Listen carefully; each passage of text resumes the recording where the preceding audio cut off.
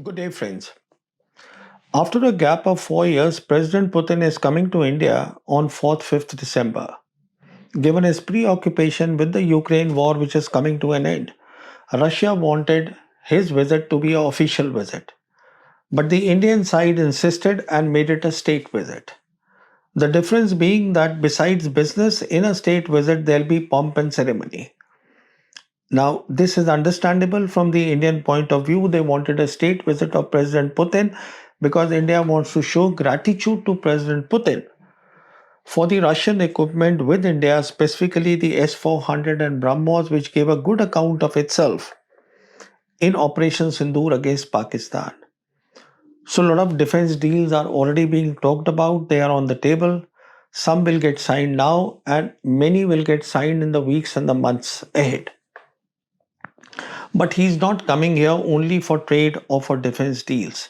There is a context of President Putin coming here as the Ukraine war comes to an end, which is very important. And a hint of that, what the context has already been given by the Russian ambassador to India, Denis Elipov, who in all the mainline papers, most of them in India, he has written editorial. I'll come to a while to what Denis Elipov has suggested or written. So, this context is, and it is very important, that India still does not recognize Russia as a great power. It does not see Russia in the same league as a great power like China and America. It does not see that Russia is like them, one of the drivers in the once in a century change that is happening in the world. Now, if India was to understand that Russia is a great power, which it is, then its strategic relationship with Russia, its defense ties with Russia would become as strong as they exist today between China and Pakistan. Not only that, we know that President Trump has not given a strategic role to India at all. And even when the Americans had given the strategic role to India as a military bulwark against China, that role was nothing more than being a vassal state of America, being a part of their foreign policy. And in the long term, if India understands very clearly that Russia is a great power, then what awaits India is an equal and a very strong partnership with Russia in stabilization and prosperity of Eurasia. I will discuss all this. So I will discuss the context now in my video, and tomorrow I'll do another video where I'll talk about the defense deals which are likely to happen between Russia and India.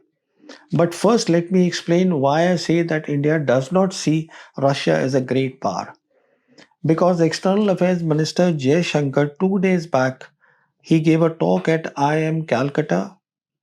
He was talking about the new world as it is unfolding, and the gist of 2 points that he made is something like this.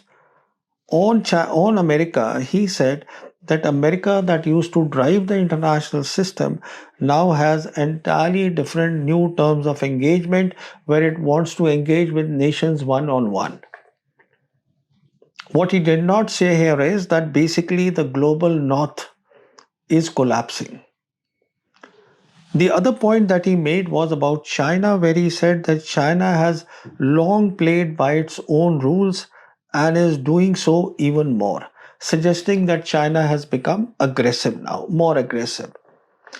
And then he said, because of these two countries, America and China, how they are behaving or what they are doing, the other countries, they are hedging their bets. No mention of Russia at all.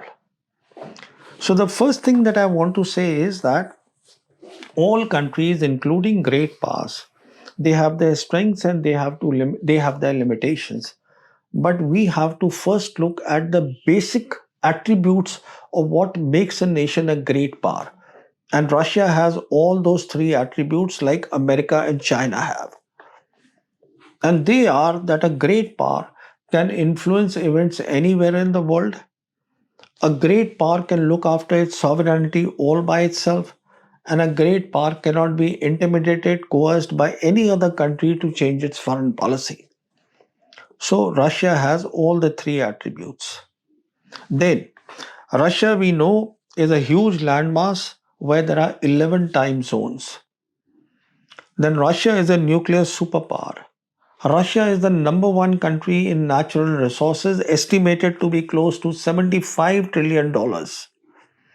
The second country with natural resources after Russia is America with $43 trillion. The point to make is that Russia is self sufficient in food, in energy, in minerals.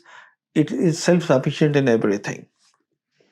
So, President Xi Jinping, when he came to power, he realized that yes, Russia is a great power, and for his vision of the world, the new vision of the world, it is important that President Putin be on board. Otherwise, it will not work.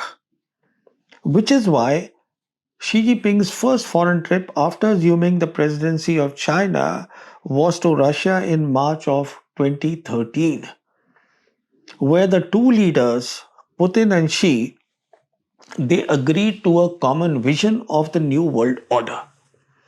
It is only after that, the same year, towards the end of the year in September and October, that Xi Jinping announced the Belt and Road Initiative to the world. And President Putin, he announced the Greater Eurasian Partnership in 2015. Not much work happened on Greater Eurasian Partnership because then the problems, Russia's problem with Ukraine, they started. But here is a point to make that when we talk of great powers or any two countries, they will not have everything totally aligned.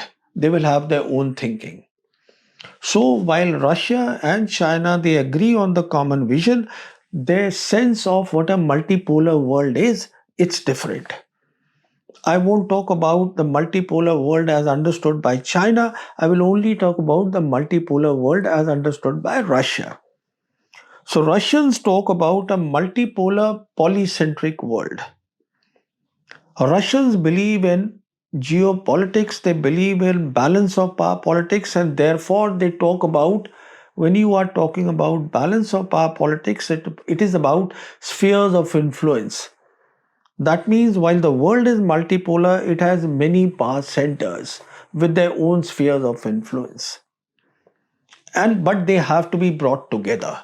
That is very broadly the concept of Greater Eurasian Partnership, and it has in it organizations as well as countries. In terms of organization, there is the EEU, which is the Eurasian Economic Union, there is Belt and Road Initiative, ASEAN, SCO, and in terms of countries, there is India, China. So the point to make here is that Russia wants India to be a power center in Eurasia. Now, because Russia is a great power, it could do a strategic adjustment in the Ukraine war. And what the West and the Americans expected to happen in the Ukraine war did not happen at all. Now, in these 4 years of Ukraine war, the Russians sanctions have been put on them, numerous sanctions. There has been energy embargoes, there are technology bans, and their assets have been frozen. The whole idea was that the ruble will crumble. Nothing of that sort happened. In fact, because Russia is such a huge landmass and it has a foreign policy both towards the West and the East, it pivoted away from the West and it pivoted towards the East, towards the global South. And that is where its foreign policy is right now. So it pivoted towards countries like India, China, Iran, Brazil, UAE, Saudi Arabia. There is no doubt at all that because of this war, the Russian economy has taken a knock, but it still remains the number one economy in Europe. That is being a great power. Then, the BRICS presidency of 2024 was under Russia, and at Kazan, two things happened important. One was new members were added. Today, BRICS has 10 permanent members and 10 partner countries are there, and there are a lot of something like 21 countries waiting in the wing for membership of BRICS. BRICS is so popular. It is a very potent organization, and along with that, some concrete decisions were taken to establish a parallel financial system. to the Americans. The whole idea being not to replace the dollar but to displace the dollar. And this is to be done by local currency trade between the BRICS nations, which is happening, including India is doing it, and by their national payment system using that, moving away from SWIFT. And the point to make is this: if 30% of the global trade it shifts away from America, from the dollar, sorry, shifts away from the dollar, then America will lose the ability to finance its massive debt, which today stands at $38 trillion. Now, another thing which many perhaps have not noticed is that until the Biden administration came, the talk was that NATO, which is a transatlantic alliance, will also have a role in Asia Pacific. So it will have a role in two theaters. Now it is very clear as the Ukraine war comes to an end that even the future of NATO is uncertain. It is in doldrum, not very clear in what shape it will exist or it will exist at all. But what is very clear is that because Russia has pivoted to the east, that Russia will have a role in a big role in the Indian Ocean region. As I said, it has pivoted now to Eurasia. So, why Eurasia? Because when you see the SCO, there is one country, Belarus, which joined in 2024, which is from Eastern Europe. So the point is that it has come to the global south, and this is where the Russians now are looking at the future. And this is where India they consider to be one of the power centers. And this is the reason why on 18th of February, Russia signed with India a reciprocal exchange of logistic agreement, which is expected to be ratified by the Duma very soon, their parliament. And under this agreement, the Russian ships, Russian warships, their aircrafts, fighter aircrafts, all that which will come in Indian Ocean region, the Indian shipyards and the Indian air bases will be made available to them. In other words, they will be helped with spare parts, with fuel, with berthing of their warships. So the point to make is that as far as spare parts is concerned, over a period of time, we will find that once this is ratified, then the stockings will also be done. And in any case, there is a lot of commonality of equipment, of defense equipment between India and Russia. Now, India has also signed the similar agreement with America and the other Quad country navies. But the point is that the future of Quad in the Indian Ocean region is hugely uncertain during the Trump administration. Now, not only has Russia signed this agreement, reciprocal exchange of logistic agreement with India, Russia is also looking at the possibility of some sort of if not a military base, military facilities in a number of African countries and specifically Madagascar. Madagascar is very important because we saw during the Iran-Israel war, when the Red Sea was not available to many cargo ships, they all came via the Cape of Good Hope and through the Mozambique Channel, which also became a choke point. So Madagascar is right there.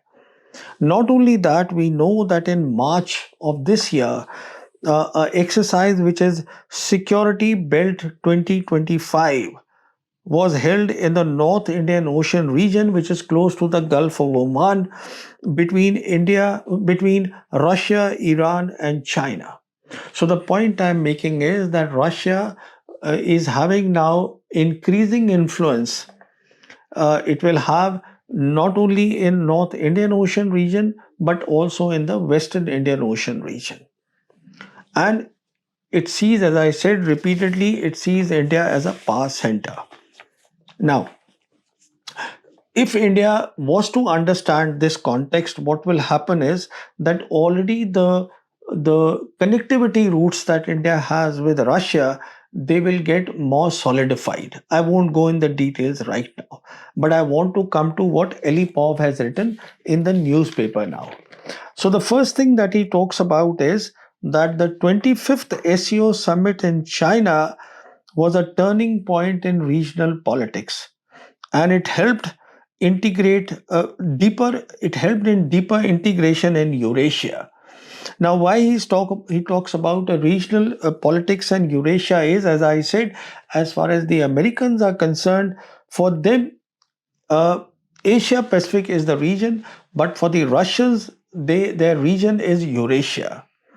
Now we know that what he talks about, this SEO summit was indeed very important, that happened in China on the 1st of September this year. There two big decisions were taken. One is, we know that SEO is primarily a security organization based on the concept of indivisible security, but it was decided that SEO will have a bank of its own, and it was decided that a 10-year development plan will also be brought out, it will be sketched.